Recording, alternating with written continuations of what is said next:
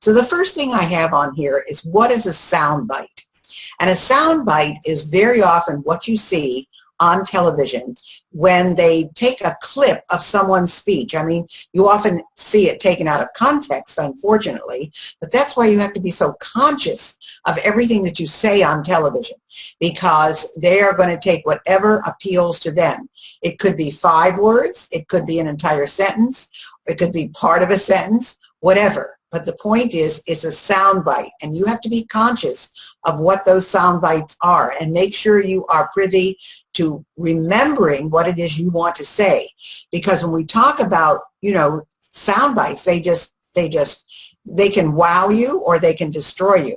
So a sound bite is that little piece of dialogue that they pick out to use as a promo for the show or to make it controversial or anything like that.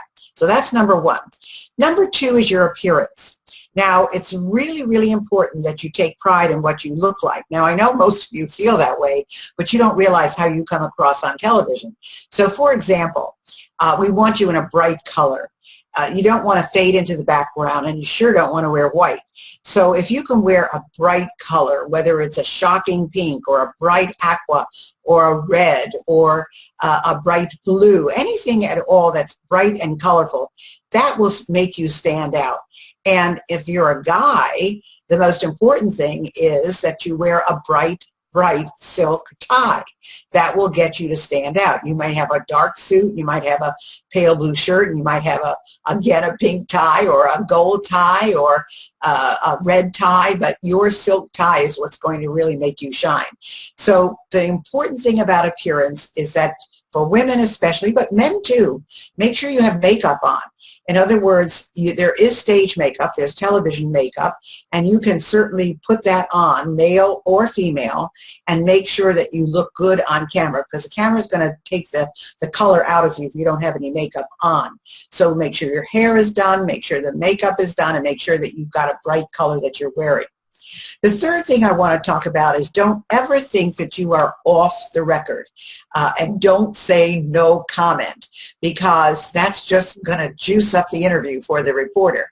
So make sure that you are saying what you want to say, and if they ask you something and you don't know the answer, say, I don't have the answer to that question. However, I will find it out for you and get back to you. Because you don't want to say something you're going to be sorry for. You don't want to say no comment, because that makes you look guilty. And you don't ever want to say this is off the record, because nothing is ever off the record with a reporter. So make sure you are wary of that. The fourth one is to have a plan. Now, why do I say have a plan? Because when you get on camera, your mind is going to go blank. So when you have a plan, this is what I want to say. Remember, what is it that I want to say? Make sure that you have your points, and never have more than 3 points, because you can never remember more than 3 points. Nobody watching you can remember more than 3 points. Plus, you have a limited amount of time. So you never want to have more than 3 points, but you also want to have a plan of what you want to get across. And even though they may ask you questions that are totally different than what you had planned, you need to start with your 3 points. So it's urgent that you memorize and you have a good idea. Remember, 3 points, 3 points. What are they? And get those really ready to roll, because I can tell you, if you don't, you are the expert. You're considered the expert. You're considered the authority. So people are listening to you, and you've got to sound like you're making sense. So 3 points, no more than 3 points. And again, be sure to have a plan of what you want to say and how you want to say it. Now, they're going to give you a call time. What is a call time? A call time is when they want you in the studio, and they will put you in it's called the green room, but it's never green. It could be just a little room somewhere, especially if you're doing local television. It could be just a tiny little room, whatever. But they will say, here, go in the green room, and this is the call time. So let's say that you're doing an early morning show, let's say 7 o'clock in the morning. they may give you a call time of 5 a.m. or 5:30 because they want to make sure you're there. They want to make sure you're settled. They want to make sure that there's no hang-ups, because once they get ready and go on the air, they don't have time to worry about you. So call times are the times they expect you to be there, and it may be very early. I have been in TV studios as early as 5 a.m. because many of these shows go on at 5 a.m. in the morning. So if it's 5 to 7, they may want you there at 4:30 in the morning. So I'm trying to think, the earliest I have ever been to a station is 5 a.m. And that was for a 6:30 show. So they said I would be on at 6:30. The show actually starts at 6, but they said I could come at 6:30 because the show goes from 6 to 8. So I was there at 5:30 in the morning, and believe me, I didn't know where the station was. It was pitch dark. I was practically getting out of my car with a flashlight to see where I was going because I was not familiar with the area. But that's what you do. So again, just be ready for that, and know when they say call time, it means the time they expect you to show up at the studio.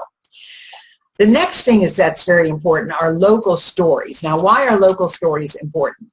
Because if you're doing a local show, even if you're doing it from out of town, they want a local tie-in if possible.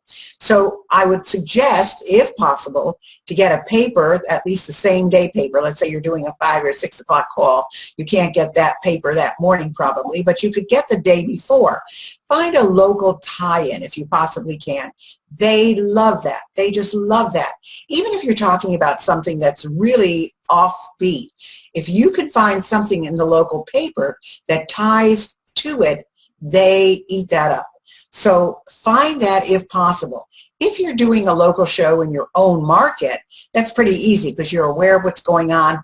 You listen to TV all the time. You listen to the radio. You listen to, you read the papers. You're online looking at articles. So if you're doing it in your own hometown, it's pretty easy. But if you're doing it outside, like I've done shows from east to west, north to south.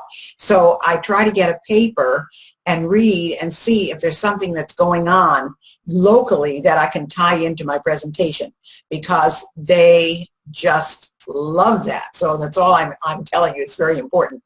The other thing that you need to think about is, you are a celebrity, but you can very often use a celebrity as well. For example,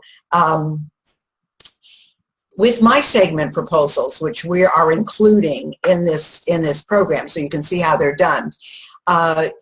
If my topic, one of my topics was 3 ways to start a stalled career or have a second career after 50. That was one of my subject areas.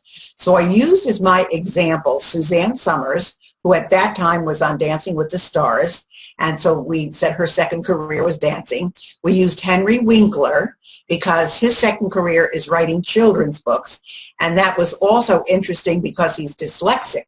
So the fact that he was a very late reader and was dyslexic and now writes books was very interesting. Very interesting to me because, believe it or not, Henry Winkler went to my alma mater, which is Emerson College in Boston. So it was very interesting to me. In fact, I personally met Henry. He is the most wonderful man you'd ever want to meet.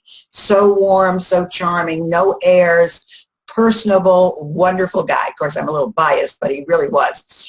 And the third celebrity I used was Betty White, because even though everybody says Betty White, Betty White, Betty White now, she really did not become well known until she became the happy homemaker on the Mary Tyler Moore Show. And she was 51 years old at the time. So when I brought in those people, what they would do is when I would talk about them, in the background, they were running what's called B-roll. And B-roll is when they would take something that these celebrities had done, put it on in the background as I was talking about them, then come back to me as the expert guest, and we would go on. But if you tie in celebrities to whatever you're talking about, it makes a point, and they love it. They love it. So let me give you another example. Supposing you're talking about, I don't know, let's say health. And you might say, well, according to the National Institute of Health, That's good. You need to have statistics. I had statistics from labor statistics. I had poll statistics of, you know, interviews that had been done and other things to complement what I was talking about. But if you say something like, well, if you look at, let's take a look at Kate Hudson. Kate Hudson is very involved in activewear today. Why? Because she believes that women need to have comfortable clothing to work out in, and working out is really, really important. She suggests that you work out at least 30 minutes every day. Well, if I bring Kate Hudson in and then I bring a couple of more celebrities in, I could use Jillian Michaels, I could use anybody I wanted. They will tie in with a B-roll in the background, and then I can give my ability as an expert to talk about it. And in reality, I did do a segment on working out for people over 50 because I happen to be a workout person. I go to the Idea Fitness Convention every year and I won a medal.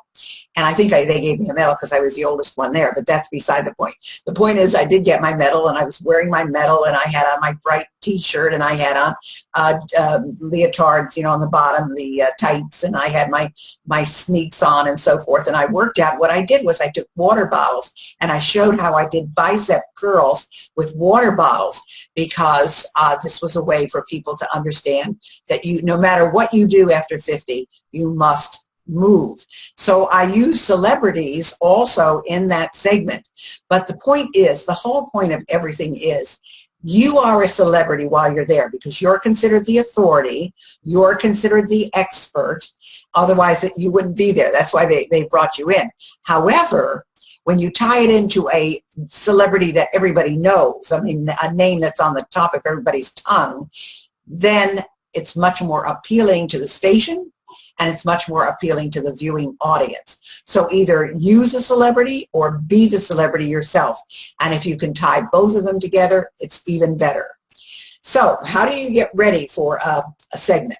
You rehearse, you rehearse, you rehearse. There is no other way to do it.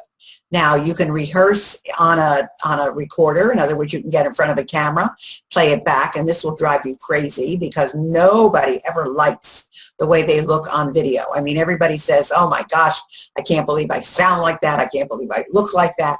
But you do. And the more you do it, the better you'll get, and the more used to seeing yourself you will be. However, the key here is, remember your 3 points. Doesn't matter if you say it exactly the same way each time. You need to know your points. There's 3 points that you're trying to get out. You need to know your statistics. Very important, the statistics. And you need to know what it is that you're trying to get across to the audience. So I, for example, in some of the segments, they wanted to show my book.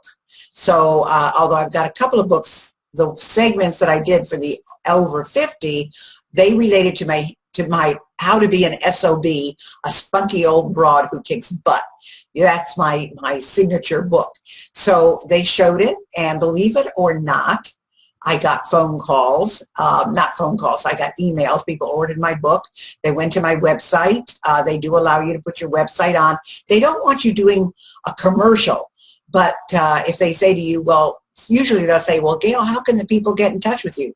I'll say they can go to my website, spunkyoldbroad.com, or they can email me at, and I give my email, but usually the station's like a website, or sometimes I'll say, if you are interested in more information on Gail Carson, just call our station, you know, or we'll post it on our website. Sometimes they post it on the website. Sometimes they keep the information by their receptionist. If they have a receptionist, you'd be surprised. Some of these smaller stations, they don't even have a receptionist. It's just amazing. So again, be just very aware of, you know, what you have to do. But make sure, again, rehearse so you know, because they could throw you a curve. They could throw you a curve. You never know what they're going to ask you. I have never gone in to an interview, ever, where I have known the questions. So be aware, you better be really on the tip of your tongue, everything that you want to say, because if not, you could blow the whole thing. And of course, you're probably sweating up a storm if this is your first, second, or third attempt. But believe me, it will get easier. But I don't really ever want you to stop being nervous, because that's good. That shows you really care.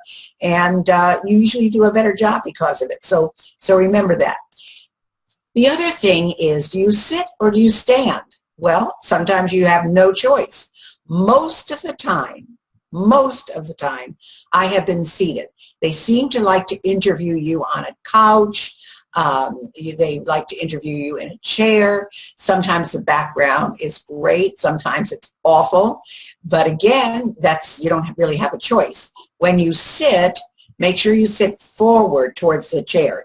Don't sit back because you look like you're slumping. Make sure you're sitting up straight, and make sure that you always, can use your hands, because you don't want them just seated in your lap like, wet dish rag. So make sure that you're using your hands.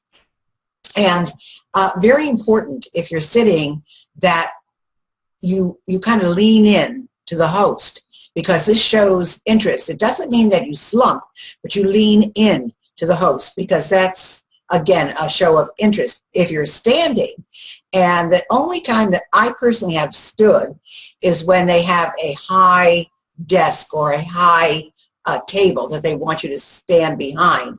And that's where I usually put my props or something like that. And it's really interesting, because props are important too, but I'll get to that. The important thing is you want to make sure that you don't have your hands in the, the fig leaf position, right in front of where, your pelvic area.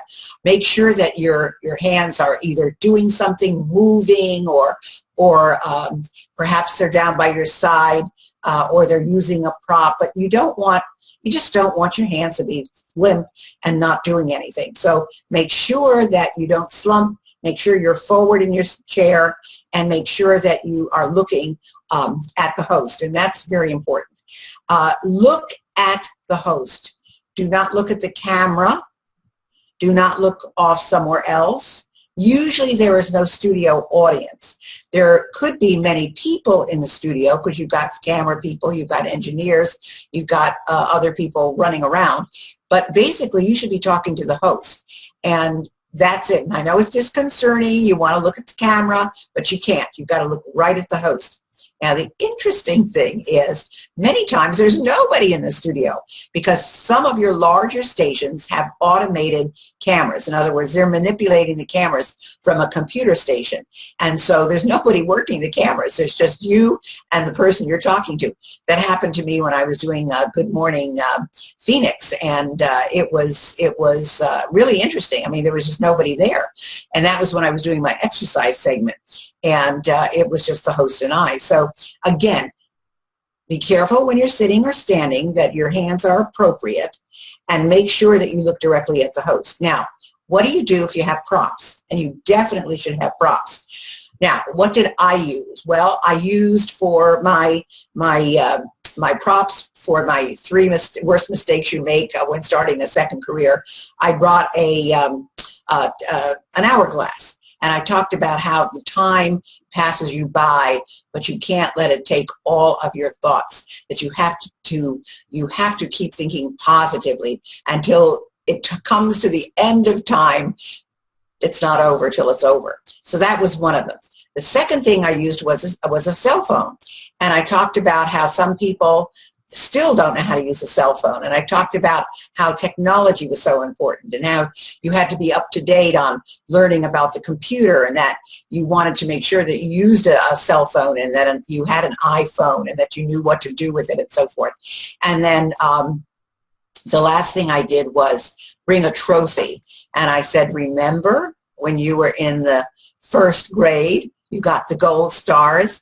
Remember when you were in junior high school and you won a trophy for being the best person in a particular sport? Or do you remember when you were in high school? Just remember when you won something. You had that ability. And then you talk about, you've got to have that same belief in yourself now. So when we talk about having props, I mean, people have brought in live dogs. There's nothing better than a live dog. But remember, they're going to take the attention away from you, just like my cat is trying to take the attention away from me now. I mean, that's just the way animals are. They're unpredictable. But if you bring some people use a stuffed animal because they don't want to take a chance with a live animal, or they haven't been able to make arrangements with a local animal shelter. If you do bring a dog with you, maybe a cat is a little harder, but if you bring a dog with you, try to work out something with the local animal shelter, and then say, and remember, this dog is up for adoption along with many other pets in the shelter. The station will love you, the audience will love you, and if it was me, I'd probably go home with the dog, because I'm just an animal lover. But I have to tell you, when you have an animal and it's connected with a shelter, and you say it's available for adoption, and where the shelter is, and you can tie it in like that, nothing better. Nothing better than that. Yes, it does take away, and you got to manage the dog while you're doing your points and so forth. But a dog is a prop, so just be aware that it could be a prop for you. The other thing that you need to understand as well is that when you are doing a local show, you know, something that you want to be on to promote something of your interest or your business, it's different than a news story. A news story is when something is happening in the news and you're being called in as the expert to comment on it. Now, it could be a tragedy, it could be weather, it could be fire, it could be floods, it could be anything at all. But if you're the expert in that area and you're called in, that's a news story, and that's totally different. So just be aware of the difference. When you are speaking about, especially if you are speaking about your industry, your topic, don't use jargon. Use everyday words that any 8th grader would be able to understand. Very, very, very important, because a lot of people talk in their jargon if they're in a particular industry, and nobody has any idea what you're talking about. So if you use a lot of initials and people are not familiar with it, they won't know what you're talking about. If you are talking of, and you use, for example, if you said call time, I told you call time is when you're supposed to be in the green room for the show. Well, nobody really knows what call time is. That's not jargon that everybody uses, but it's used in the industry. So if you say, for example, I once said to a producer, "What's call time?" And he said, "What?" I said, "When is call time?" He said, "You're a professional, aren't you?" I said, "What?" He said, "You're the only person that has ever asked me what the call time is." He said, "That shows you're a pro." Well, I mean, that's not what I meant to do by that, but no one had ever asked him what the call time was. So again, whatever your jargon is, just be aware not to use it on television. You will also not prepare the slides, but the station prepares the slides for you. You can give them the points or not. Let me tell you, there's 2 sides to the story.